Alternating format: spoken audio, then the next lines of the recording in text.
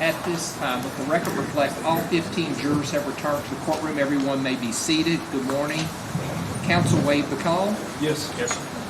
Ladies and gentlemen of the jury, yesterday at the close of the Commonwealth's case, I made a determination that I must give you the following admonition. The testimony that Heather Snelling gave about overhearing a conversation between Steve Lawson and Joey Lawson shall not be considered as evidence against Brooks Houck. That evidence can only be considered as against Joseph Lawson. All right, are you ready to give your opening? I am. Proceed when you're ready.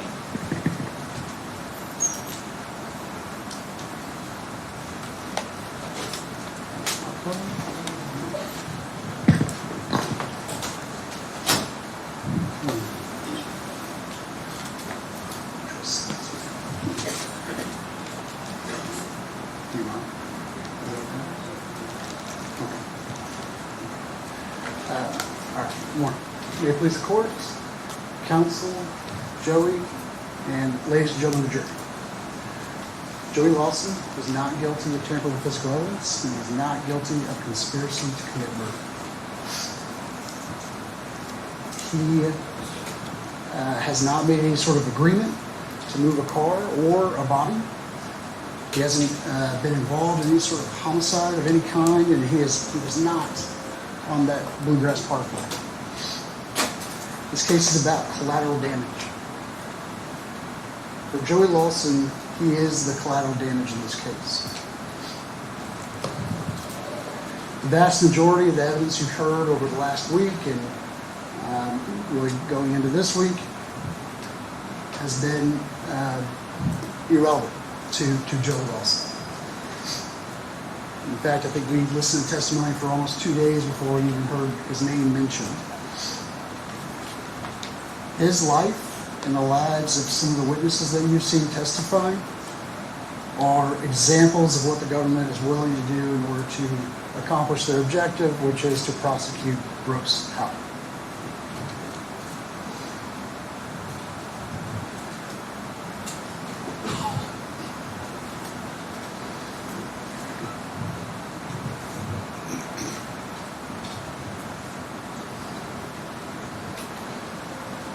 So I'm not going to rehash everything that we've gone over the last week and going into this week. But I do think it's worth looking at what is some of the most objective evidence that you'll see in this case. And that comes in two forms. One is the forensic evidence, and then the other one is the cell phone data. Okay? And I'll start here with before I start here, that objective evidence is what is the measuring stick when you are on the fence and you're weighing testimony and things like that. When you are looking at that testimony and trying to see what, while you're weighing it, take a look at the objective evidence and use that as a measuring stick. And so the first one is the forensic evidence. And we heard from Detective Snow earlier on. And as far as Joey Lawson's case goes, this is what was established. Overall, there just was no forensic evidence indicating Joey was in Krista's car. But let's break that down, right? What that means is that there was no DNA in that car that linked Joey Lawson to being in that car. There was no trace evidence. And if you recall, there was a fingerprint that was on Crystal Rogers' phone. And that was compared to Joey Lawson's fingerprint, and he was excluded. There was also a palm print on the rear view mirror, and Joey Lawson was also excluded for that.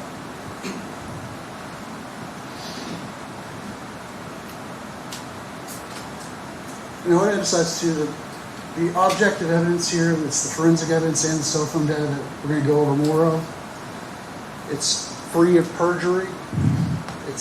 It doesn't have drug problems. It's not high. It's not on meth. It hasn't been coerced.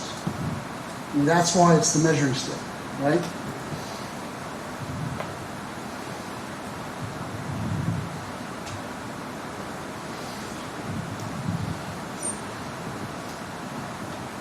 So we're going to talk more about the cell phone data. So we heard from Detective O'Daniel, and these are kind of the high points as far as, as applied to Joey Lawson's case. First, you heard towards the end of his testimony that he had no opinion as far as general location is concerned on Joey Lawson. You also heard that he didn't, included in his analysis was not tower dumps, and that's, the availability of those tower dumps and the data and the quality of it was discussed also. Either way, that those tower dumps were not put in his analysis, but also NELOS data was not put in his analysis. NELOS is, you probably heard about it shortly, a little bit. It's a proprietary type of stuff, data by AT&T. We'll hear more about it, but that is a piece that is missing from his analysis. I want to focus mainly on just what he did testify to, and I want to focus on his report. And so his report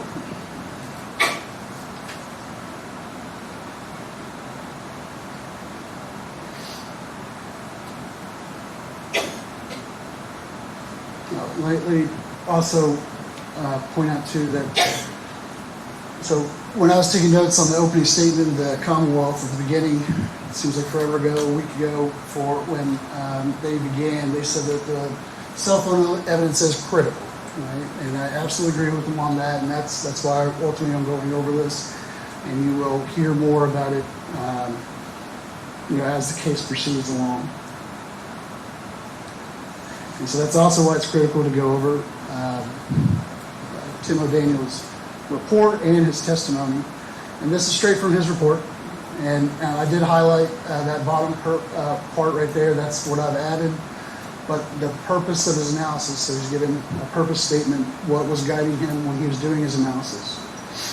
But I think it's not just, if we see that highlighted part of the sentence, it says that what he was basing his analysis on was cell sites, but the key part here, sectors used. And so it's not just cell site data, but it's also sectors used. And he did include that in his report. I don't know that he factored it into his final opinion, but let's have a look at some other maps that he had. So this is, again, straight from his report. This is a blown up, large view, zoomed out, if you will, view of the map and all the towers in that general area in 2015. The reason why this map in particular is important because it shows you the broad swath of land, okay, especially in this area up here, up north, and then also down here, but in particular up here, that you should pay attention to because it shows you that if you're a cell phone that is going around in this area, you don't have very many options when it comes to cell phones to select. Because cell phones are constantly looking for the clearest and the best signal. And that's relevant to some of the conversations you all heard about topology and geographic barriers and things like that, RF signals. So some of the overlay I have, this is stuff that I've added in here just to make it clear in case it was not. And you'll see another map here in a little bit that's going to zoom in, but Boston Road is up here, okay? And then Bluegrass Parkway, it's down here. And I also do this because I recognize I'm sure a lot of you may not be familiar with this area, maybe you are, but sometimes we can take it for granted that people are familiar with maps we've been looking at for years at this point. But so this is a zoomed out version, and then the circles you'll see here, they are highlighting and emphasizing really the three towers that we're about to see in the next slide. But seeing this, making sure that you see the context in which those towers are sitting, and also, the direction that the sectors are pointing in is really important. All right, so this is the next slide. And this is, again, straight from Detective O'Daniel's report. And this report, as you all can see, just for orientation purposes, we've got Boston Road, Bluegrass Parkway.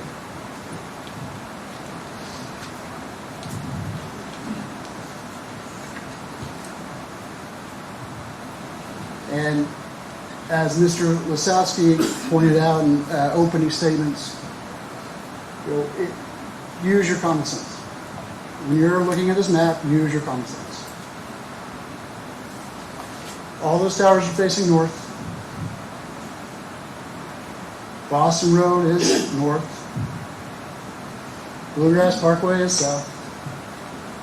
And particularly important here are these two towers right here. Obviously, they are north of Bluegrass Parkway.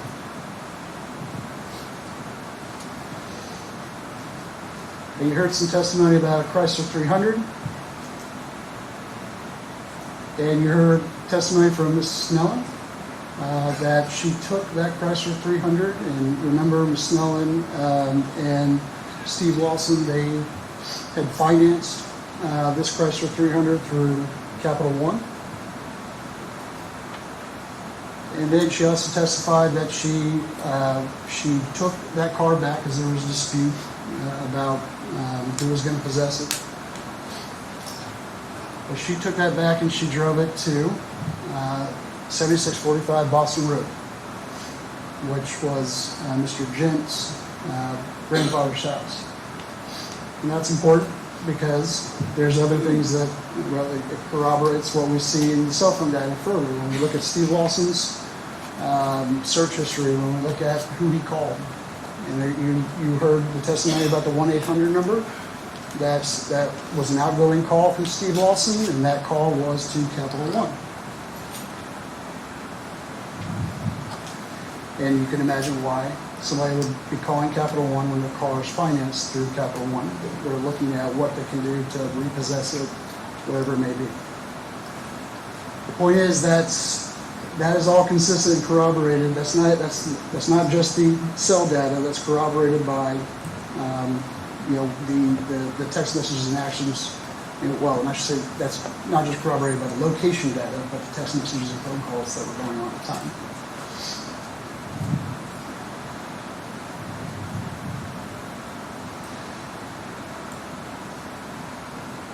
And then this is what I mean by common sense.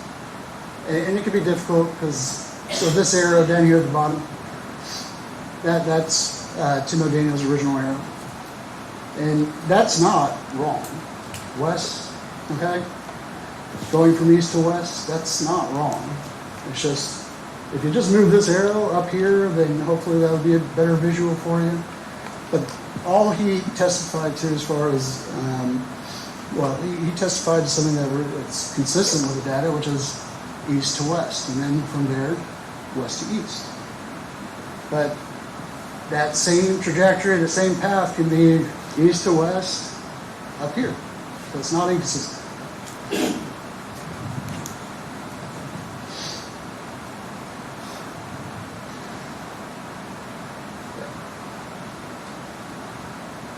All right, and then we heard also testimony from Detective O'Daniel, and the question, let me make sure I'm going to quote the question correctly. The question posed to Detective O'Daniel, is it possible that a phone would be traveling down Bluegrass Parkway and be hitting off that side of the tower?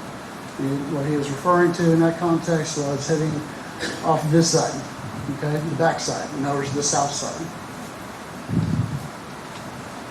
The response from Detective O'Daniel is that quote sitting right there, which is somewhat possible. Somewhat possible. Common sense. The towers, the reason why these sectors, the reason why you see that display right there, is because the signal is coming from the north. Okay? Somewhat possible. Certainly not probable. And that's not, with no degree of certainty that I would bet on. So again, use your common sense when you look at this, and I agree with Commonwealth when it comes to Not jettisoning that when you are given the case finally to deliberate about things. But in conclusion, as you continue to review the evidence in this case, remember the government's burden of proof, okay? It's proof beyond reasonable doubt, and it's for every single element of every single offense. And at the conclusion of that case, we're confident that once you have all the evidence and you've got the chance to look at everything, and you guys are going to have a lot of evidence to look at, that you will conclude, just as we have, that Joey Lawson is not guilty. Okay? He is not guilty of tampering with physical evidence. He is not guilty of conspiracy to commit murder. Okay? Thank you.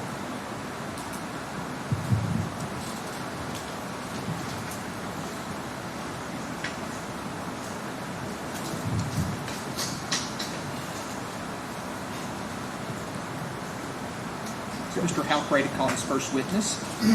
We are, Your Honor. If I could get the microphone. Sure. Oh, that's. Your Honor, the defense calls Heath Farthing.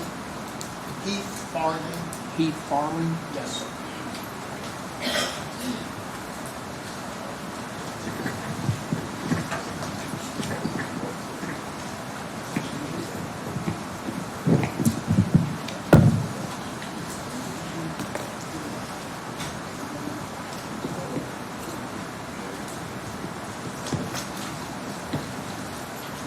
Sir, if you'll raise your right hand for me.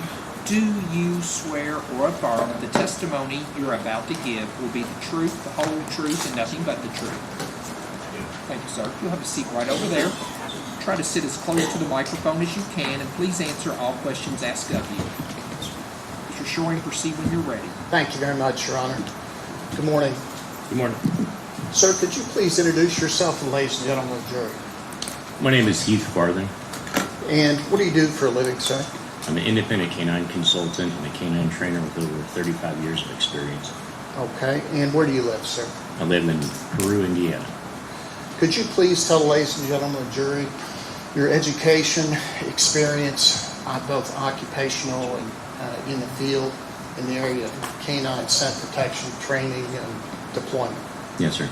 I'm a certified California POST, which is Police Officer Standards Training Commission instructor and evaluator. I have worked in the industry for 30 plus years. I'm a master trainer and certifier for a department called STAR, which is Search Tactics and Rescue Recovery, which trains and certifies and evaluates cadaver dog teams, live scent teams, tracking and trailing teams, as well as horses that are trained to do HRD. Okay. And sir, what about your past occupational history? If you could just give them an idea of some of the things you've done. I was a United States Marine. I was a criminal investigator. I worked with the drug suppression team at Camp Pendleton for 4 years, working undercover narcotics, as well as a canine instructor for the Military Special Forces, United States Marine Corps, and several other agencies around the world. Okay. Sir, during your prior employment in law enforcement, did you utilize canines in detecting scents in criminal cases? Yes, sir. All right.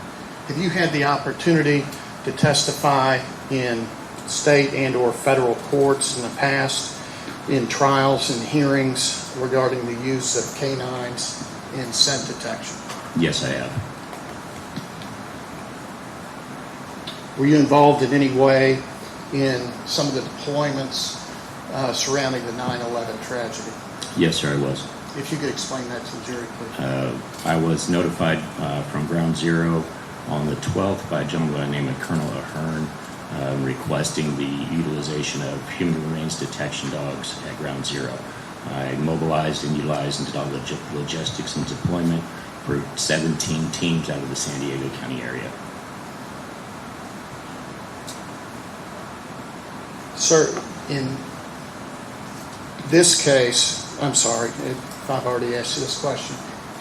Have you testified, had the opportunity to testify in court as an expert in canine detection, scent detection in previous cases? Yes, sir, I have. Sir, in this case, in our request we contacted you some time ago and asked you to assist on this case, correct? That's correct. And you get paid for your work in those cases, correct? Yes, sir. In this particular case, one of the things you did was examine a report given to you by us from Kerry Benjamin. Is that correct? Yes, sir, that's correct. And that gentleman's deposition was played here earlier in the trial.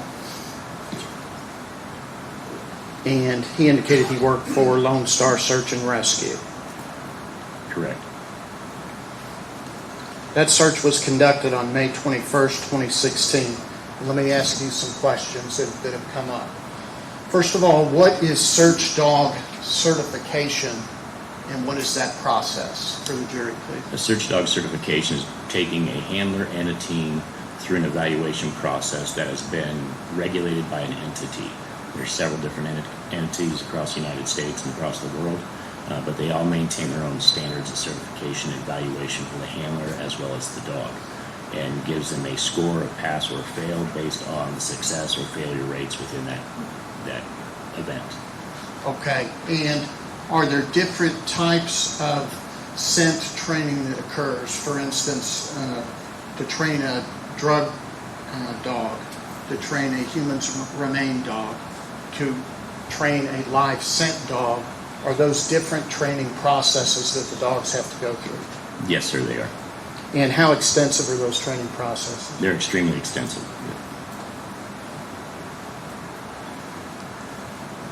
Okay, there was testimony earlier during that deposition that the dog involved in this case was cross-trained. Do you know what that means? Yes, sir, I do. Could you please explain to the jury what that means? A cross-trained dog, for this instance, is a dog that's trained for live scent to find live humans, as well as human remains detection, which is any elements of the deceased human corpse. Do you personally, sir, recommend cross-training or cross-certification of canines? No, sir, I do not. Could you explain to the ladies and gentlemen of the jury why that is? Yes, sir. During 9/11, we found that the majority of the cross-trained certified dogs that were deployed to Ground Zero and to the rubble piles were having difficulties properly identifying whether it was a live scent or a live human body or a deceased corpse that they were alerting on. Based on the environments they were working in, the majority of the time that a cross-trained HRD dog would get an alert, we would utilize assets to try and recover a live person, only to find out that it was actually a deceased person. So we were utilizing and wasting man hours we were trying to find live people to survive, to let them survive. But what ended up happening was we were wasting assets and resources, only recovering dead, deceased individuals. Sir, what is FEMA?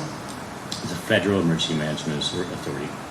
Okay, do they recommend cross-training dogs? Since 9/11, no, they actually found that it was a major inconvenience to utilize cross-trained dogs in situations. Because of the issue that you Because just of the talked issues about. that we found about. What is CARDA? I think it's California Association of Rescue Dog Association. Yes, sir. Do they recommend cross-training dogs? No, they don't. And when you train dogs, do you ever cross-train dogs? No, when we do human remains detection dogs, a human remains detection dog solely. We do cross-train dogs for tracking of live people and narcotics, for instance, but those are two completely separate training behaviors. Yes, sir. What is a false response or false alert? A false alert is when the dog is deployed into a certain search area, and at the time, the dog will give an indication that the presence of the target odor, the trained odor that they're trying to locate, is not present. So the dog will go up and have a conditioned response, whether it's sit down, bark, scratch, any of those items, that the dog will go there and make that trained alert, and there is nothing present that would allow that to be justified. And is one of the objectives to training these animals to try to minimize or eliminate those false alerts? Yes, it is to minimize it. And sir, in your experience, Are dog handlers who are going to be deployed and use these types of animals, are they required to gather and retain training records on the dogs? Yes, they are. Could you please tell the ladies and gentlemen jury what types of records you're talking about? The training records are started the day that the dog begins its initial type of training. And it is to document how many repetitions in a certain task of sitting at a box for a target odor, for instance, if we're training him for that. How many times the dog was correct and how many times the dog was incorrect. And we continue that training records and the documentation for the life of the dog's working capacity. Okay, and then do you retain sometimes after the dog passes away? Typically, it's 7 to 10 years. In case cases come up where the testimony is required Yes, sir. for that dog. And that kind of brings me to my next question. Those records that are retained that you were just talking about, in your experience, are they given to attorneys prior to trial so they can examine the training history of the dog? Yes, and if it's an extensive amount of time that the dog's been in service, typically we have a digital copy that we just transfer over instead of handing years and decades of binders over for people to evaluate. And have you done that in cases that you've testified in? Yes, sir.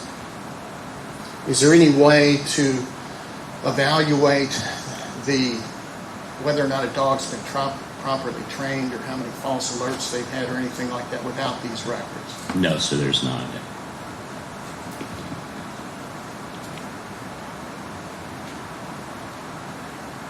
Okay, sir, you've reviewed Terry Benjamin's report, and you've also reviewed, and correct me if I'm wrong, but some photographs from a search of the vehicle, the white Buick in this case, of the carpet that had been removed and things like that, correct? Yes, sir. My question is, under these circumstances, there's evidence has come in this case that this vehicle was forensically processed some 14 days or so prior to the dog search in the case. With the use of alternative light sources, a number of officers were involved in this search. The carpet was removed from the trunk of this vehicle. There was all that evidence has come in during the course of trial. In your opinion, could the reliability of an alert by a dog under these circumstances be affected by that prior search? Absolutely. And if you could explain to the jury how that could have happened. When the individuals are actually searching a vehicle, there are skin wraps and skin cells, hair follicles, saliva, gases emitting from their mouth. There's all sorts of things that are being transferred from one individual that's involved in that type of search into the environment in which they're searching. Once that search has been completed and that vehicle's been sealed up, those articles or the scent picture, I guess, would stay present in that vehicle, maintained by the seals around the vehicle, as well as the heat and the ambient influences of the environment around. Okay, and just kind of continuing with that line of questioning, there's also been evidence in this case that a detective picked up Mr. Benjamin at a show with his dog, put them both in his car, and transported them from this show about 10 or 15 minutes to the scene where the search was to be conducted. That detective who transported them had participated and been present at the earlier search. In your opinion, could that have affected a potential alert by the dog during the subsequent search? Absolutely. And why is that? The dog is being given a familiar scent on a repetition basis, which allows him to understand that it's present in both environments. So the present in the vehicle that he's riding in, as well as the presence of the odor within the subject vehicle. During the search, there was no discriminatory article that was presented for the dog to target or identify as a proper, I guess you say target odor, something to properly look for. All right. There was also testimony during the deposition that the dog was rewarded after it did its alert. Do dogs get awarded if they do a search and do not make an alert typically? Typically, no.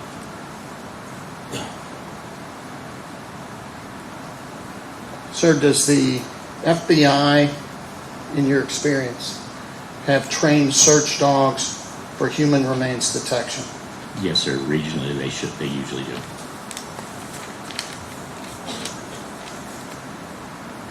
And sir, as we indicated towards the beginning, you're being paid for your work in this case, correct? Yes, sir. What is your typical hourly rate? $250. All right. Have we agreed to a flat fee in this case? Yes, we have. And what is that amount? $10,000. Does that amount affect whether or not you're going to come in and tell the truth in this case? No, sir, it does not. In addition to the testimony you've given, first of all, do you know about how long we've been working together on this case and consulting? I believe since February. And were you given lots of other additional documents and materials in this case to review that later did not become relevant, that are different than what you've testified to? Yes, sir. Okay. Sir, that's all the questions I have. Thank you. Any Cross? Yes.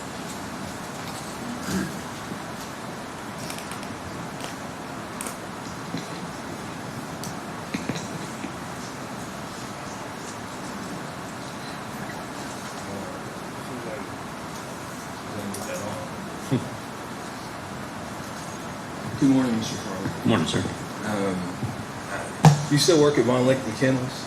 I have not worked there since 2019. Okay. I used to work in narcotics up in Louisville. And Oh, they, all right. They bought a lot of dogs for y'all. Yes, really sir, you good guys dogs, did. too. I'm going to be the first to admit to you that this is not an ideal situation. I'm going to move over there. Is it okay? I'm more You're comfortable more than being on the welcome to, left.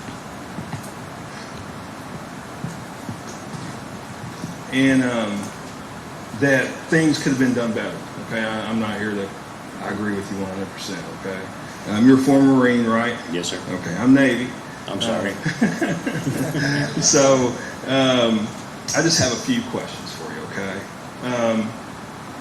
the dog in this case, I believe the testimony was it was a dual trained dog. Yes, sir. And you testified that after 9/11 that FEMA did not recommend cross-training or dual trained dogs. Is that correct? All right.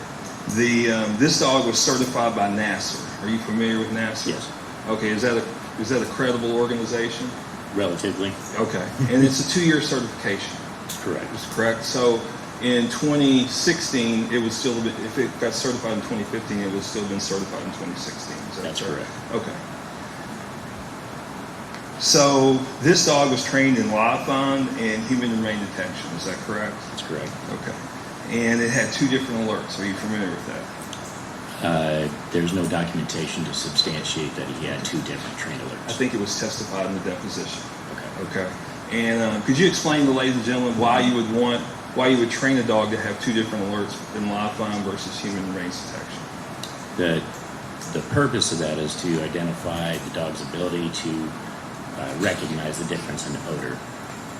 So if the dog is trained to sit for live human remains and then down for live scent sitting and then downing for human remains or barking. Okay. And it was also testified in deposition that it was trained to search for live humans and then switch to HRD. I'm going to call it HRD. That's right. If that's okay. Is that typical? It's typical, but again, there's no documentation to substantiate that there was a separation of Gotcha. search. No, I'm saying that's what was testified in the deposition. Okay. Yes, sir. So is that typical Is it, for us to be trained to live find first and then to search for human remains? yes, we want to recover a live human. Yes. Yes. Is that I know you talked about 9/11, and after 9/11 there was problems that the dogs were alerting on dead people, and you thought it was live, and you always spend time, or whoever was there, spend time getting a person who was deceased already. Is that correct? Correct. Okay, so it was actually alerting on a dead person before it was a live person. Is that correct? Okay. And was that one of the recommended changes after 9/11, if you did have a dual trained dog, to have 2 different alerts? No, it was actually recommended that you have 2 different dogs. Okay. So there are search and rescue teams that still use dual dogs. Is that correct? Yes, sir. Okay. And one of the ones is the Chesapeake Bay Search and Rescue. Are you familiar with them? No, I'm not familiar with Chesapeake Bay. All right. and the Maryland State Police. Are you familiar with them? No. Okay, you're not familiar with Maryland State Police? I'm familiar that they have a police department. I'm not familiar they have a search and Okay. rescue program. Now prior processing, you said prior processing can affect the dog's ability to smell. Is that correct? Not their ability to smell, it's their ability to differentiate between the individuals that are present in the environment. Okay. And one of the things they use is luminol. Are you familiar with luminol? Yes, I am. Okay. There's studies out there that actually talk about the use of luminol does not affect the dog's ability to detect odors. Are you familiar with those? Yes. Okay. So the processing of the vehicle may not have affected this at all, correct? That's not completely correct because we're looking at live human scent Right. particles that are emitting in skin rafts and hair cells Right. that are emitting from the search individuals. And this dog, presence. I'm sorry, I don't mean to interrupt you. No, it's okay. It's so the presence of the people in that environment, not the chemicals that they are using. It's And that's a live human scent, correct? correct. Okay, so the dog, if the dog was properly trained and it would indicate, it would have given a live human. It should have. Okay. Yes. Yes, sir. Should So have it would- detected live it- human odor at the presence. Yes, sir. It should be able to distinguish between the people processing the car and the person who was deceased. Is that correct? If it's given a target odor for it to look for live human odor, yes. And Yes. during the search, it was not. Okay. Now, you testified that it was problematic for Detective Brooks to ride over with the dog. Is that correct? Correct. Okay. Now, are you familiar with bloodhounds? Very much so. Okay. And when there's a search and rescue thing going on, right, and they have bloodhound people out there searching stuff, isn't it true that they actually bring the bloodhounds and let them smell the people they're with? Yes. Okay, and that's to distinguish between the odors, correct? It's for 'Cause discriminatory. they don't want it. They don't want it alert. Oh, I'm sorry. They don't want it alerting on the person, correct? Correct. Okay. Which is essentially what would have happened here, correct? That the officer drove over with a dog who would have gotten familiar with the scent, and then they go out there to the car, right? That's incorrect. Okay. Because that's a trained response that they do at the beginning of the search. Mhm. So they introduce the search team to the dog. Right. Then the dog will go up and do a scent discrimination of walking around everybody, and then they'll deploy the dog to the front or into the downwind side of it. Well, in a similar searcher. fashion, this dog rolled all the way over where, so the detective would have been a familiar scent with him, right? The dog would recognize his scent before any others, yes. Okay.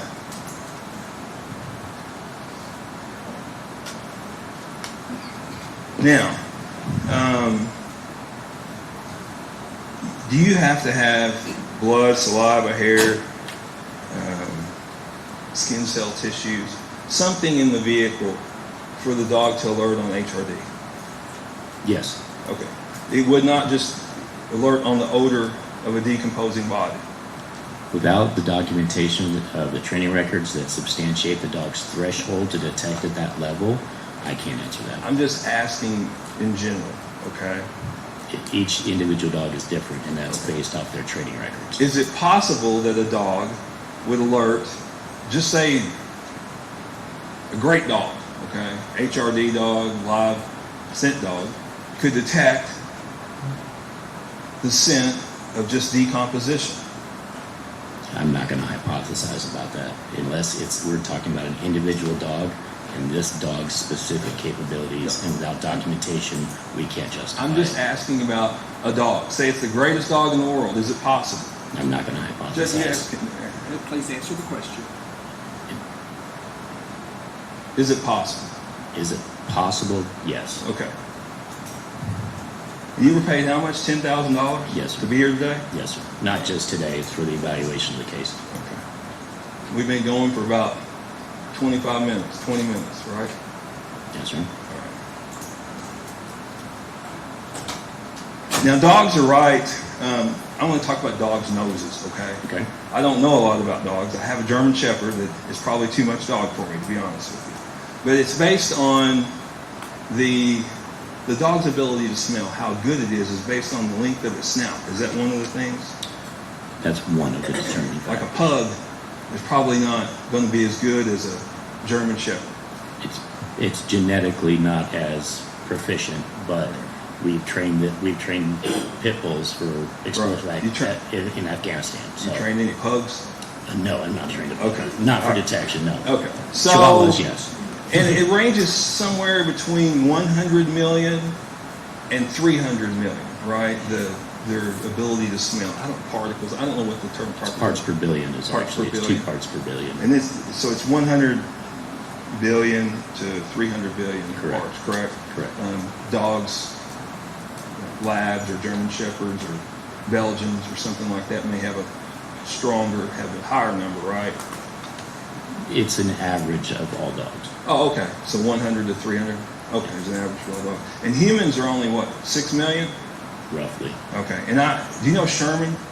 Yeah. Sherman Dotson? Do you know Sherman Dotson? Sherman Dodson? Yes. Okay.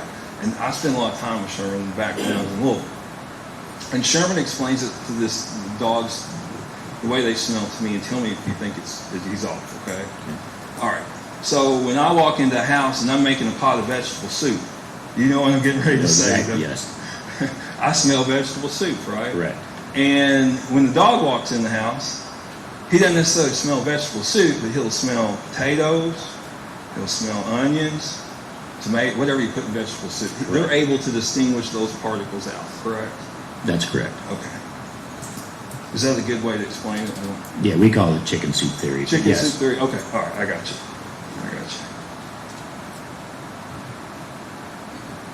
Now, if the dogs, does your dogs get rewards if they don't alert? If they don't alert me. Yes, sir. Okay, that's kind of, you don't want to reward that behavior, right? Well, that's correct. Because it's positive reinforcement is basically the way these dogs are trained. Is that correct? That's correct. It goes way back to Pavlov or whatever. Pavlovian theory. Correct. Yes, sir. Yes, sir. Well, Conditioning. and Mr. Fallon, it's not your testimony here that there is no way that this dog could have detected human remains. Is that correct? I'm sorry. Say It's that not again. your testimony that the dog, this Rhodesian Ridgeback, the 4-year-old, there's no way it could have detected human scent. Is that correct? You're not saying it's impossible for it to have. I'm saying that.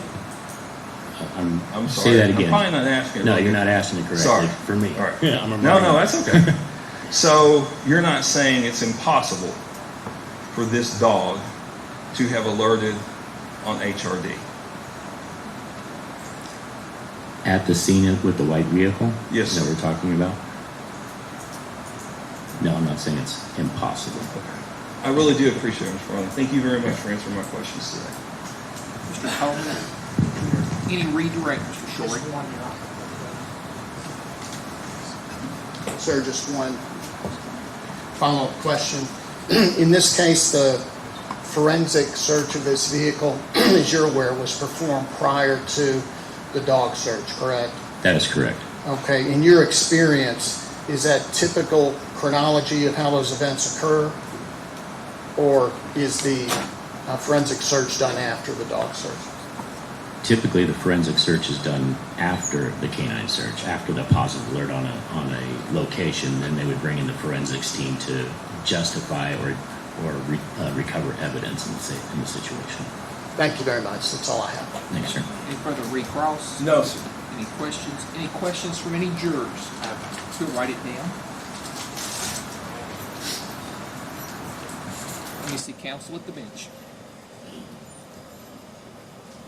Thank you.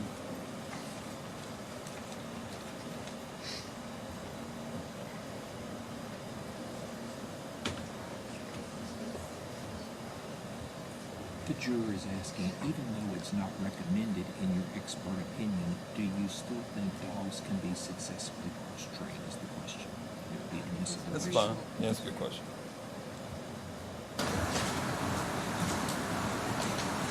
The juror has this question. Even though it's not recommended in your expert opinion, do you still think dogs can be successfully cross-trained? In my experience in the industry, no, I don't.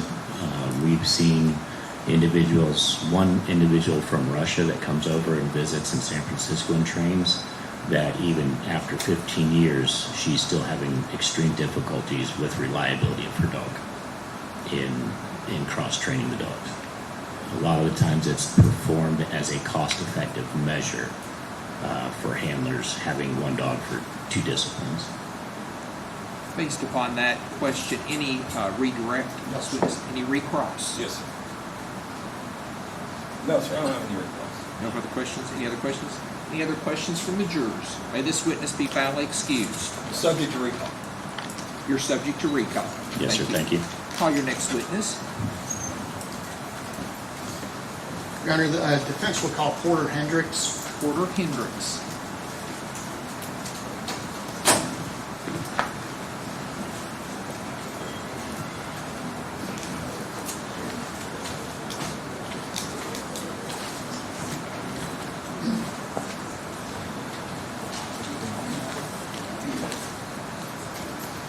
Sir, if you'll raise your right hand for me. Do you swear or affirm the testimony you're about to give will be the truth, the whole truth, and nothing but the truth? Thank you, sir. You can have a seat right over there. Try to sit as close to the microphone as you can, and please answer all questions asked of you. Mr. Shoring, proceed when you're ready. Thank you very much, Judge. Good morning, Mr. Hendricks. Good morning. Could you please tell the ladies and gentlemen of the jury your name? My name is Porter Hendricks. Mr. Hendricks, you and I have spoken several times on the telephone, correct? Yes, Okay. What city do you live in now? Vine Grove. Okay. And what's your current occupation? I'm retired. Okay. And where'd you retire from? I retired out the military, What branch were you in? Army, And how long were you in, sir? 20 years. And what was your position in the Army? I was a 19 Delta. I was a platoon sergeant. Okay. Sir, are you also a coon hunter? Yes. Okay. There's been some testimony in this trial about coon hunting, and we've heard a little bit about it, but could you please briefly describe how a coon hunt goes? Yes. Well, now, this particular thing, what we do is, we're on a competition hunt. This is a UKC hunt. This is a competition hunt. And I brought them to a club out of North Central Coon Hunting Club in E-Town. Okay. And every so often we have a UKC hunt. And, you know, you come in, you sign up, and you draw out and you go out on the hunt. Okay. And sir, there are certain rules about these raccoon hunts. Yes, sir. Okay, does one of those rules have to do with whether or not the party, the human beings, stay together or separate? Yes, we have to stay together. Okay. And when you say stay together, about how close are you all supposed to stay together during the hunt? No more than 20 feet apart. Yes, Okay. we have to be in eyesight distance at all times. Okay. And then what is the objective of the hunt? The objective of the hunt is to take your dog out and you tree a coon. The dog trees a coon? The dog trees the coon. The dog is really what it's all about in this hunt. Okay. Now, sir, you were interviewed by the FBI in this case on June 28th of 2019. Do you remember that? Yes, sir. Okay. And at that point in 2019, had you ever been interviewed by anybody before this? No. Did they show you, the FBI, when they spoke with you, did they show you a scorecard from that night to refresh your recollection? They did.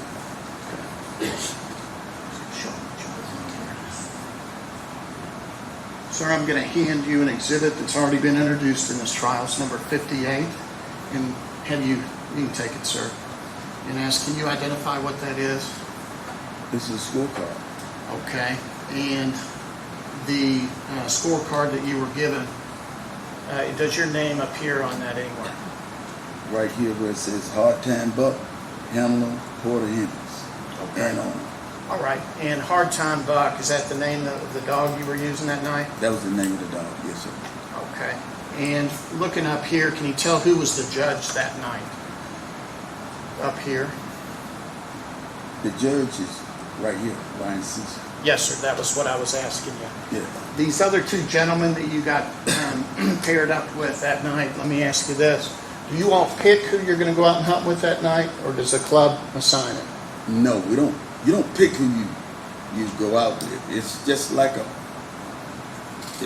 when you deal cards. They put them in there, and if it's forecast, the president, he will throw a name in, until we, and they're down. You don't know who you're hunting with. Yes, sir. And this night, July 3rd of 2015, the two individuals you got paired up with, Ryan Cecil and Dan Donahue, did you know them well? No, Okay. What county were you living in at that time? I was living in Meade County. Okay. Sir, do you know Brooks Houck, Joey Lawson, Crystal Rogers, any of the people related in this case at all? No, I don't know. All right. I'm going to ask you about that night, what you recall. We all know that it's been a long time ago. Yes. Okay. When you spoke to the FBI back in 2019, they indicated they were going to ask you about this night, showed you the scorecard. You remember it being a rainy night that night? It was, yes, it had been raining. All right. Who won the hunt that night? Which one of the dogs won the hunt? I did. Part-time buck. Okay. Yeah. And do you remember during the course of that hunt walking on a road to get back to where you all hunt, like a logging road or a gravel road? Yes, when we pulled in, we actually drove up so far, and then we got out, we walked, and we cut the dogs loose. Do you remember that evening seeing any vehicles on that road? No. Do you remember that evening while you were out there hearing anything unusual like gunshots or screams or anything like that? No, sir. And do you remember seeing anybody else out there on that road other than you and your partner? No, sir. And again, sir, the first time you were interviewed about this was September of 2019. Say it again. First time you were interviewed about this was September of 2019 by the FBI. Yes, sir. Sir, thank you very much. That's all the questions I have. Any cross? Just a few. Hey, Steve, can I have that? Yes, sir. Thank you. Good morning, Mr. Hendricks. How are you? Right.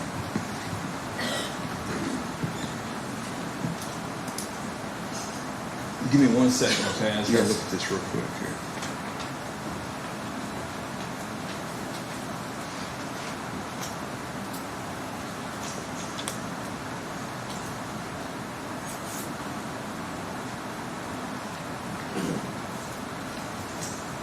Okay, Mr. Hendricks, I don't have a lot of questions for you.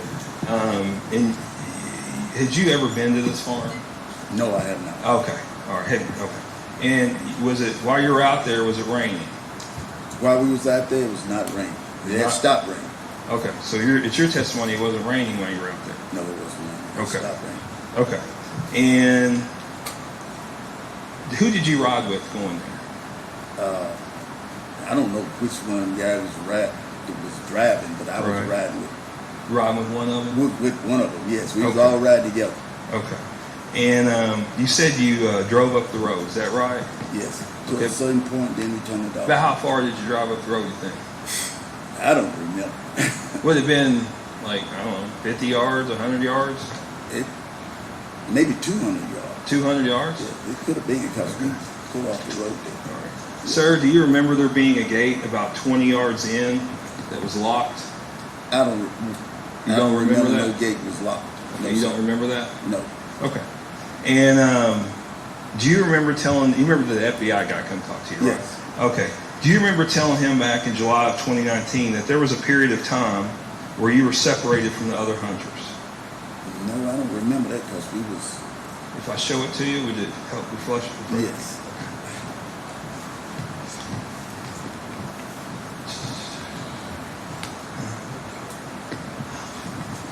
Actually, I want to look at it. Can I use that real quick? I'll give it back to you. Just a second.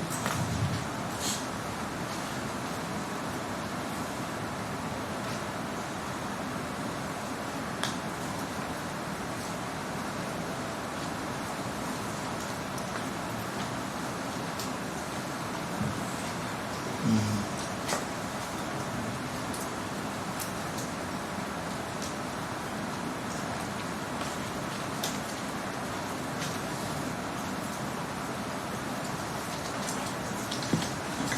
need to back up real quick, Mr. Hendricks, if we can.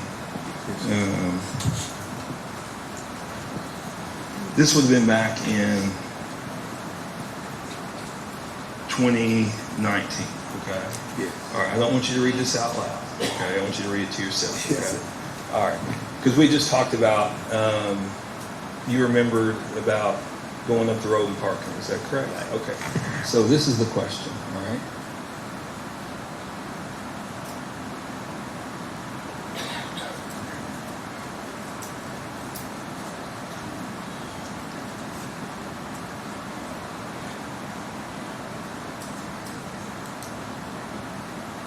Does that refresh your recollection, Mr. Hendricks? Yes.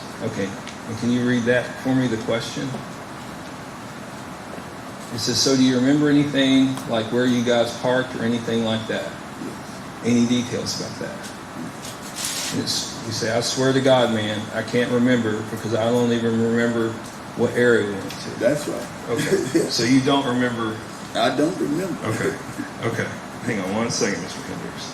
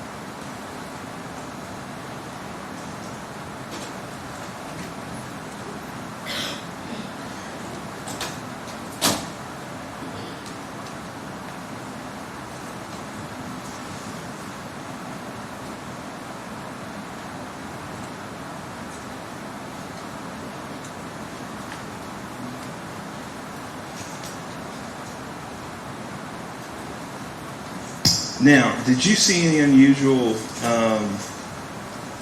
lights that evening? No, sir. Okay. And did you all? How long did you all stay there? The hunt was hour long. An hour long. So you know what time you got there? No, I do not. Okay. And did you all? Is that the only place you all went? Yes, sir. That's the only place you went? Yes. Okay. All right.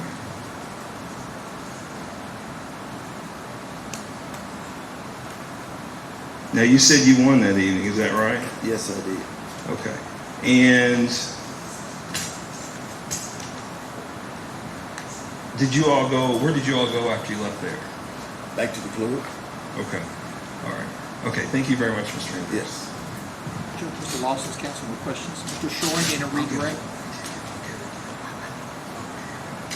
Any redirect? Just very brief, Judge.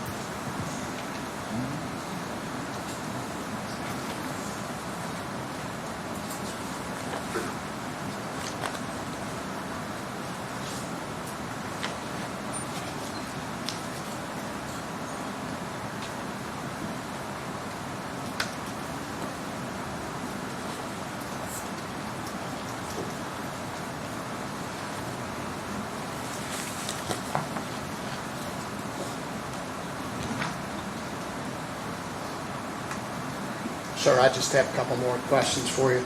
That night, I think you've made this clear, but do you recall, as we sit here today, that night seeing a small white car, a big white car, any car on that road? No, I didn't. Okay, and then Mr. Young had asked you a question about what you told the FBI about whether or not you all separate. Yes. And I'm going to show you the transcript from that interview from June 28, 2019, and ask if you remember these questions. the FBI agents, does that help you? Yes. Okay. The FBI agent says, okay, so you were separated from them. What was your answer? I said we didn't separate. You said, no, we don't separate, right? Right. And then the FBI agent said, okay, and you say we all stayed together, Yeah. correct? Yes. Okay. Sir, that's all the questions I have. Thank you very much. Mr. Young, anything else of this witness? Not based on that, Your Honor. Any questions from any jurors? May this witness be finally excused. sir. Got a question? Let me see counsel at the bench.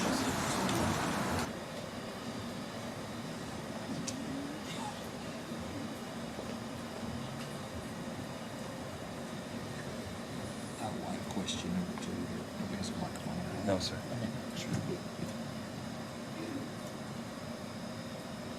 Question number 2 is how long were they there before his dog treed a coon?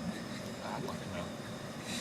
First question is what time did they get to the farm? I think he didn't know, but I'm going to ask him. That's fine. I think he said he didn't know, but that's fine. And we're gonna subject him to recall. You are? Yes, sir. Okay, you said you're recall. The juror has 2 questions for you, sir. The first question is, what time did you get to the farm? I don't know. The next question is how long were you there before your dog treed a coon? Probably about 20 minutes. I'm not sure. Any questions, Mr. Shoring, based upon the jurors' questions? No, sir. Mr. No, Young? sir. And I believe this witness is subject to recall, is that correct? Yes, sir. Okay. You're subject to recall, so you'll need to wait around. All right. Tell you what, ladies and gentlemen, the jury, we've been going about an hour, so I want to go ahead and give you a break, but I want to remind you the same admonitions are in place. Do not discuss this case among yourselves. Do not let anyone discuss this case with you. If anybody attempts to discuss this case with you, I need for you to immediately report that to me, and you're not to finally make up your mind about the case until all the evidence has been presented, the instructions provided to you, and you've gone to the jury room to consider what your fellow jurors have to say about the case. We'll take a 15-minute break and we go with the debate.